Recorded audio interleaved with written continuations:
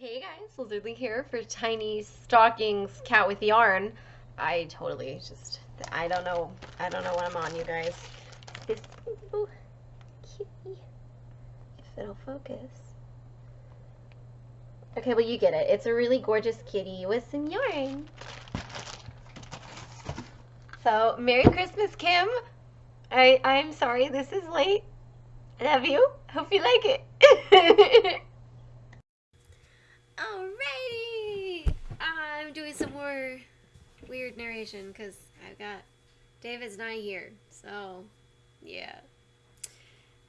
Okay, so we touched upon this in the last video, or it was 89. Do they bury people with their braces on? And I think the answer is no, because, like, I don't think anybody thinks they look better with braces. Like, they'll look better after braces, but not with them on. And generally, you want people to look their best, especially, or at the very least, you want them to look their best if they're going to be out on display. And yes, I am aware you don't have them smiling because that would be super duper creepy. But your lips do lay differently when you have braces because it pushes them out more. So I think they would take them off. I haven't Googled it because I'm worried that I'll see a dead body, and I don't feel like that right now. And I haven't felt like it since David and I did the last narration. Oh, my laundry's done. Yay. I'll get to that later. Let's see, what does it say? This brings up how most people braces aren't of typical age for dying, which makes this question kind of sad, actually. I had braces in college, and I've met people who got braces when they're like, 30 or older. So that's not entirely true. Like, yes, they're generally, I don't know if marketed is the right term, but the expectation is that you get them pretty early on. But at the same time, I've met a lot of people who had them when they were younger, and they didn't wear their retainer or such and such, and so their teeth got crooked again. And I have known a couple people who got braces a second time, my mom included, and she did everything she was supposed to. She just, bad teeth run in my family, basically. So, woo, I have that to look forward to in the coming years. But yeah, like, you don't have to be a kid to get braces. My go-to for this was not to think of age. My go-to, I guess, was, I don't know if it's better or worse, because I was just like, oh yeah, you want to look good. I don't know, like, when I pass away, at least right now, where I am on, let's see, I'm recording this on March 18th, 2021. When I die, I want absolutely everything possible to be donated. Like, I don't care if there is not a body for my family, my friends, my loved ones to mourn. I would much prefer that my organs, everything, is put to good use. I'm not going to be using it if I'm dead. I understand not everybody feels that way, and that's totally fine. I don't judge them. That's what I want. If I have a heart that could be donated, or a liver, or like a freaking leg, my eyeball, I don't care. Like, take it. I would be so much happier in my afterlife knowing that I helped someone else even in death, That's just me, though. And I'm also kind of the opinion, like, if I have absolutely nothing that could be donated, like if I'm in a major car accident or something, freaking donate my body for science. Like, I don't really want a lot of money spent on my funeral. I as a living person, I'm very frugal with my money, and as a dead person, I want everyone else to be frugal with their money in regards to me. Like, throw a party, play some stupid videos of me, laugh and make fun of me, and have a good night. Like, just remember me, and that's what I want. Yeah. That got dark. I'm sorry. We're going to move on. 90. Who is the man who invests your money? Oh, I read this wrong. This says on me. Why is the man who invests your money called a broker? I have absolutely no idea. Why is he called a broker? Is there a reason? Like, is it like originally like from another language or something? I guess. Why is it called a broker? Or is that going to be too weird of a question? The word broker derives from Old French brosser. I don't know if I'm pronouncing this right, sorry. Small trader of uncertain origin, but possibly from Old French. Oh, okay. Oh, okay. It continues. Sorry, there we go. But possibly from Old French brochure, meaning wine retailer, which comes from the verb brochure, or to broach a keg. Interesting. Okay. But yeah, it's from an Old French term. I was wondering if it was derived from another language, so I win. I didn't guess the correct language because I didn't guess, but not gonna lie, I don't think I would have picked French. I was probably gonna pick German or something. Broker. Just doesn't sound pretty, you know? And my laundry. Okay, yeah, it just beeps like a million times. I'm so sorry. 91. Why are dogs' noses always wet? They are not always wet. I want to say I could be wrong, so do not quote me on this, and do not take your dog to the vet for this. But I think when a dog's nose is not wet, that usually means they're sick, right? Or at least they're not feeling great. Or maybe they've just been out in the sun all day and they're not sweaty. I don't know. I don't know. I'm allergic to dogs, and the wet nose, like, the dogs like to, brush up against my legs and my arms and, poke me with their nose, and I always get rashes there. So, like, it doesn't work out for me, you guys. It doesn't work out for me. 92. Can you cry underwater? Yeah. Your tear ducts still produce water. Why would being underwater stop that? What? These questions can be really dumb, you guys. 93. How old are you before it can be said you died of old age?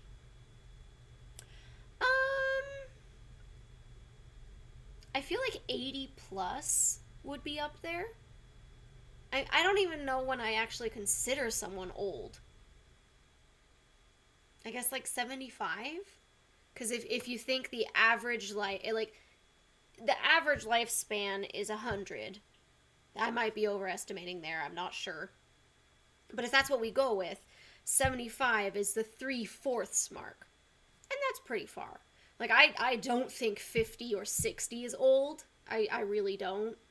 But I think 75, 80 is getting up there. I mean, again, that's just my opinion, so I don't know. What does this say?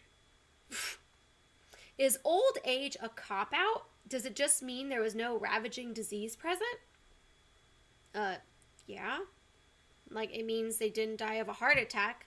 They didn't die of an aneurysm. They didn't die of a stroke.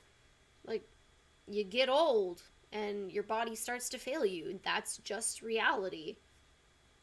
Man, that one, I don't like that question. That was rude. Or, like, yeah. Whatever. 94. If I had my legs amputated, would I have to change my height and weight on my driver's license? That actually is an interesting question.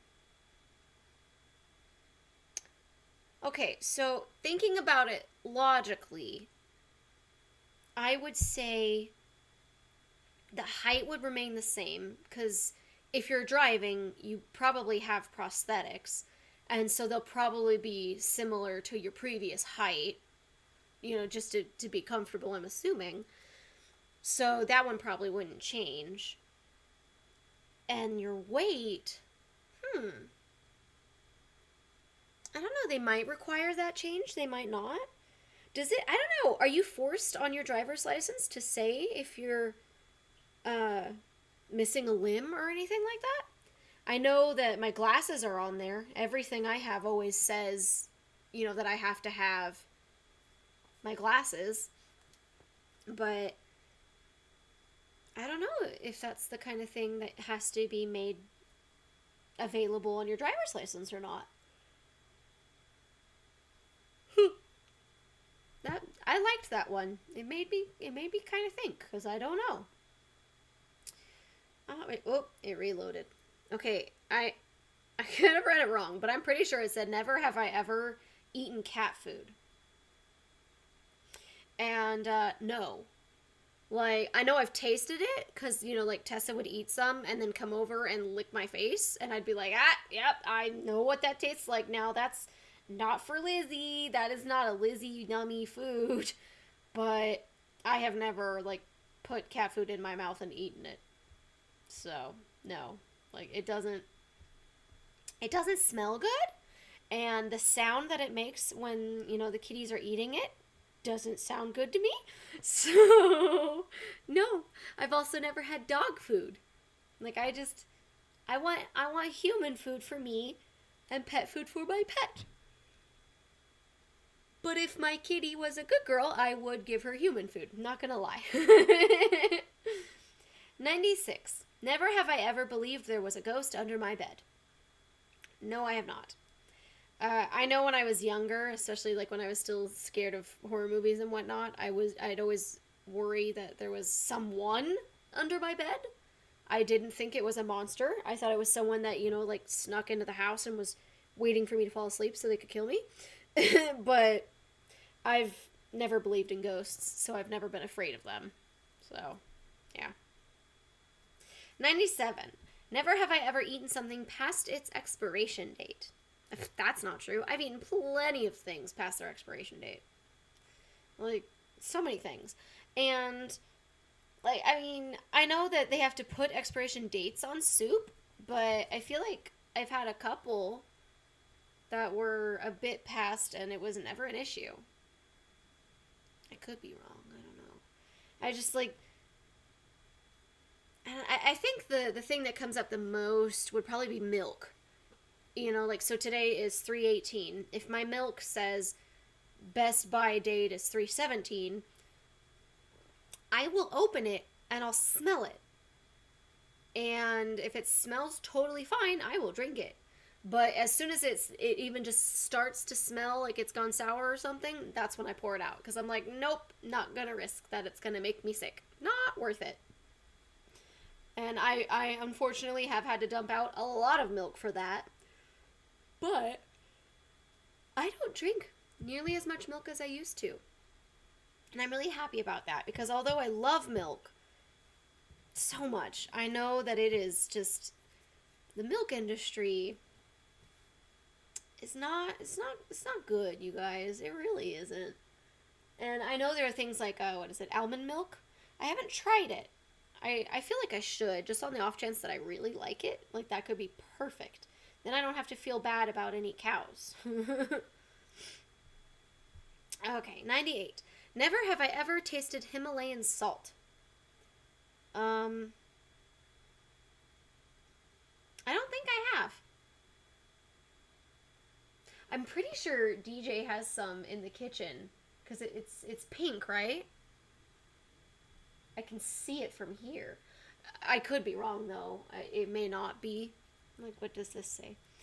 Not sure why this pushes people's edge, but this salt is pink. Ooh, and beautiful, and it has healing properties. Oh, maybe I'm wrong. Okay, I don't know. I remember having Himalayan lamps at Michael's, and they didn't smell good, so why would I want to lick that? No. It may not even be the same thing. I have no idea, but yeah. 99. Never have I ever eaten anything uncooked. Are you serious? Like, what? Cookie dough. Pancake batter. More cookie dough. Salmonella is serious, but there's a lot of paranoia around it. That grammatically, that makes no sense. It should say salmonella is serious, and there's a lot of paranoia around it. The but makes it sound like, oh, this thing that it's talking about makes it not serious. If there's a lot of paranoia around something, yeah, it is serious. I have not had salmonella. I don't think I've actually ever even had food poisoning. I know there was a time in college, or no, after college, I was working at Michael's. There was a cold going around our house, and I got it last. And for every single one of us, we just could not eat or drink anything for like 3 days. Like, I could not keep down water. All right, we couldn't keep down anything. And I feel like if it had been food poisoning, it would have hit us all at the same time because, of something we'd eaten. But no, like, I think it was my dad got sick first, then my mom and my brother, and then me? Maybe my sister? I'm not sure. I know I got it last, and I was absolutely miserable the whole time. I was expecting it at this point, because I was like, everybody else has gotten sick. When's it gonna be my turn? But it was super weird that I got it last, because as the resident asthmatic, I was generally the first one to get sick, But, yeah, I don't think... That's the only time I can think of where I got sick multiple times. Because I've gotten sick and thrown up one meal, but never multiple. Like, it's once I get that out of my system, I'm good. All the people I've met who've told me they've had food poisoning, it's like an ordeal for like hours upon hours. So, yeah. And obviously food poisoning is not as serious as salmonella. So far I've been very lucky. Let's see. These are not questions. Alrighty. I have run out of questions. What other things can I look up? That's not what I want. Alright, let's see. Fun questions. I need to get like trivia or something, like a trivia game. Let's see. This is apparently a fun list. Fun questions to ask. 1. What would you name your boat if you had one? Ooh. So serendipity is what popped into my head, but I don't know if I'd actually want to name it that. I mean, I'm not against it. Obviously, serendipity is a fun word, but it's supposed to be actually named after like a person or something, right? Or maybe not? Maybe it doesn't have to? I don't know.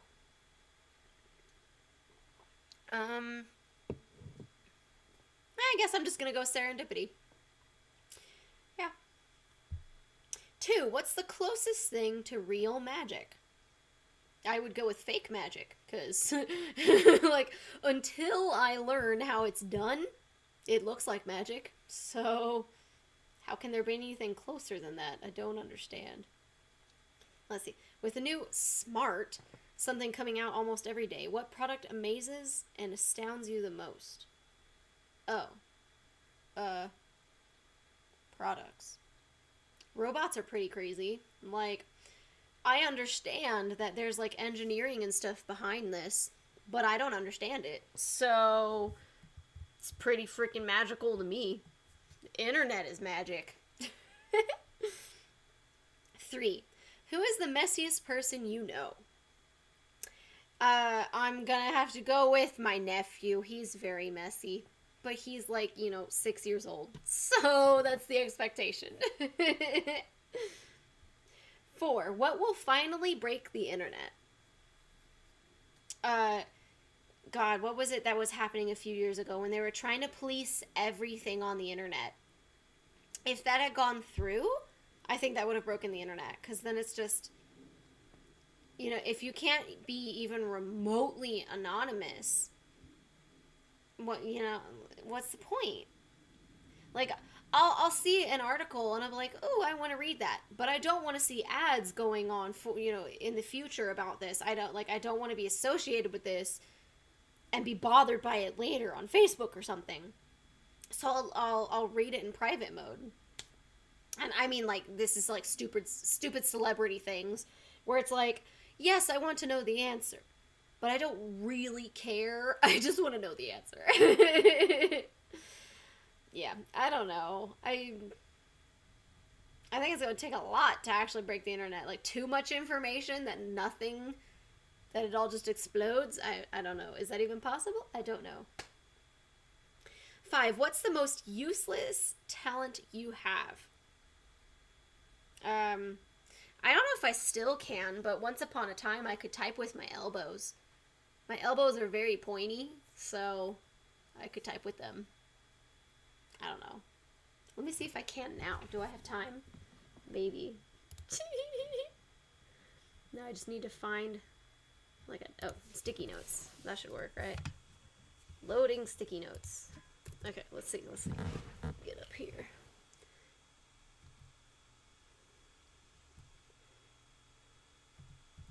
Hello. My name.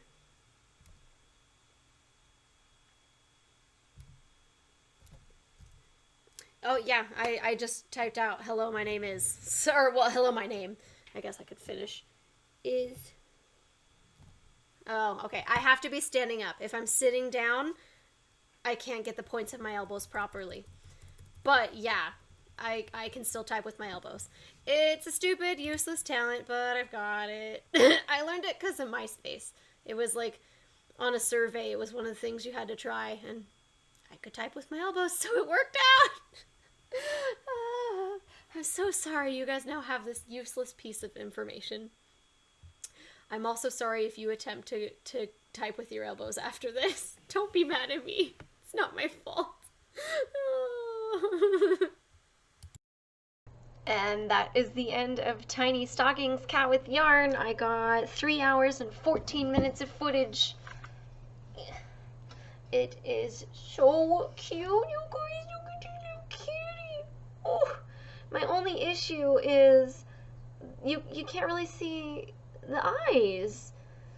So the pattern called for gold, and I mean, you couldn't see it, or at least I couldn't. So I added in white, and it's a little bit better, but there we go. Yeah, I don't know. I can hope, but I love it with the yarn all around. It's so cute. And that's like, if you were just put a bunch of cats in front of me and tell you what one I think is the prettiest, I tend to like the ones that have, like, what are they called? Socks or boots, where their paws are white or black, like a different color from the rest of them. And like the tip of their tail and their tummy, and that's what this guy is. And he's really cute. Sorry. Yeah. I don't have anything else to add. So, like, subscribe, share, comment, all that jazz. I'll see you guys next video.